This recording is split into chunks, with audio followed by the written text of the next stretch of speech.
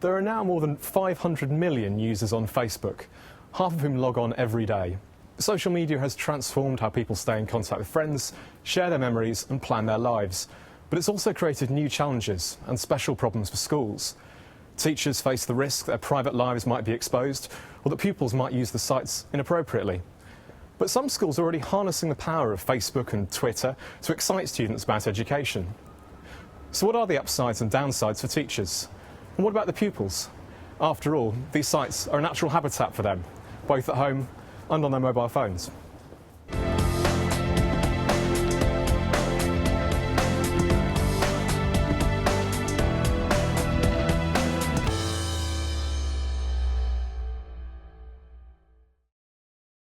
Social media is now an aspect of young people's lives. Do you think it has a place in schools? I do think it has a place in schools, yes, if it's well regulated and if schools are very clear what they're using social media for and how they're going to regulate it. It can be very, very good and it can really help children's learning, but if it goes wrong, it can really make teachers' lives a misery. Given these potential risks, what are the policies that all schools should have in place? I think the policy should consist of information for teachers about how they should use networking sites, information for pupils about what the consequences of misuse will be, and then clear policies which say if you do this, this is what's like to happen, with clear consequences for misuse.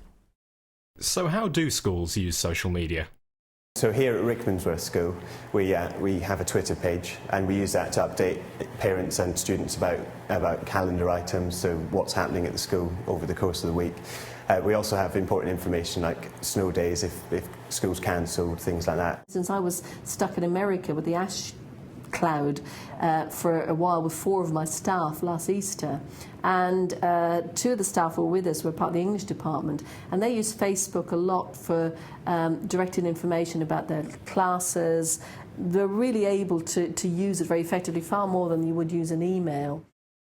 But what about teachers using social media in their private lives? Past surveys by Teachers TV have suggested that half of teachers are frightened of what could happen to the information they put on social networking sites, but most are still using them. What would be your advice to teachers on using social networking sites in their private lives? Well, first of all, why should teachers not have access to the amenities and the enjoyment that other people have from social networking? And it is a very, very good way of getting in touch with people, keeping in touch with people. So teachers should have access to that. But I would say that they should be cautious and careful, because nothing you put on a social networking site is entirely and completely safe. If I'm using social media as a professional tool, I'll have a separate professional profile, so it will say Mr. Thompson and it will be details about me being a teacher, and only students that I'm going to teach will have access to it so that they can be part of the classroom, if you like, the online classroom. But I've also got personal accounts which are completely separate, completely different function. No students have access to that, and that's just for me. Many of our staff will have their own Facebook account or similar accounts, and they use those. They really enjoy that, and that's great. But we've had to make sure that they're very clear about how they use them and what they put on them, and to make sure that they don't have pupils as friends for any reason. With the right policies in place, some schools are finding creative ways to harness the power of social media. The fact that students use social media so much already, like every day in their lives, means that if we can engage in that process, if we can use social media to benefit their learning, then we've got to take that chance. You know, so it's well worth doing. Students will combine social media, which they love, with homework, which they might not necessarily love, and end up benefiting from it. They'll learn better, they'll engage more in it, and they'll be more motivated towards your subject. So we know that our youngsters are engaged, motivated, and are participating in all sorts of different communications, and we need to harness that in order to raise their achievement, and that's what we're working on. I use Twitter outside of school as a way of communicating with students after school hours, and it's a fantastic way of talking about homework if that's what they wanted to discuss. It's also a great way in terms of pastoral. You can provide loads of support that they won't be able to get until the next day. So if you have a chance to use it, then you can actually discuss things like university choices or course choices or things that they're worried about, and they can talk to you over it. It's a really good way of communicating. But what are the risks that schools should be aware of?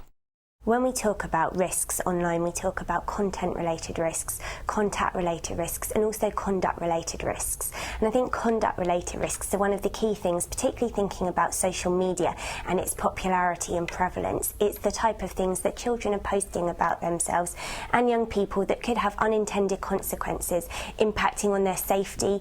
Could be them saying unkind things about other people, leading on to cyberbullying. You know, before, if somebody didn't like you, was going to call your name or get at you, they'd do it with a small number of people. The person might even get to hear it. But of course, something happens and it's suddenly Bluetooth to everybody, or it's on Facebook, or it's on YouTube. You know, there's no hiding place. You can't take it back. Is there any advice from Beat Bullying on what schools should do to clamp down on cyberbullying? There is some specific guidance written around how to deal with incidents of cyberbullying, but it is really to be aware of it, to understand how pupils are using new technology to communicate with each other, and in some cases abusing that technology and cyberbullying each other, and to keep a real eye on it. There are things such as acceptable use policies in schools. All anti-bullying policies should include a section on cyberbullying and what to do should a pupil be being cyberbullied. Our 5 top tips are the smart rules. So stay safe on the internet. Don't give out your personal information. Meeting up with people, it's wrong. Don't do it. Accepting emails can be dangerous. So if you receive an email from someone you don't know with an attachment, don't open it. Reliability. Not everyone on the internet is who they say they are, and not all the information that you read is reliable. And finally, tell someone. If someone or something you see online makes you feel uncomfortable, tell a trusted adult, whether it's a parent, a teacher or a carer. I think it's important to realise that the online world is not that different from the offline world. And just like offline, you wouldn't let kids, do anything they want, explore anywhere without supervision. It's the same online. So you just need to sort of gradually let them learn the skills that they need to be able to use the internet safely themselves. I know there are a lot of concerns from other teachers about using social media, but if students are taught how to use it appropriately and teachers use it professionally, then really the benefits completely outweigh any risks. To quote the chief executive of Google, the internet is the first thing that humanity has built that humanity does not fully understand. The largest exercise in anarchy we've ever had. Teachers and heads are having to deal with that, even if it means playing catch-up with their pupils. To sum up the guidance we've heard in this programme, in order to take advantage of the potential benefits of social media, schools should have clear social media policies with consequences for misuse, and educate both staff and students in its safe and responsible use.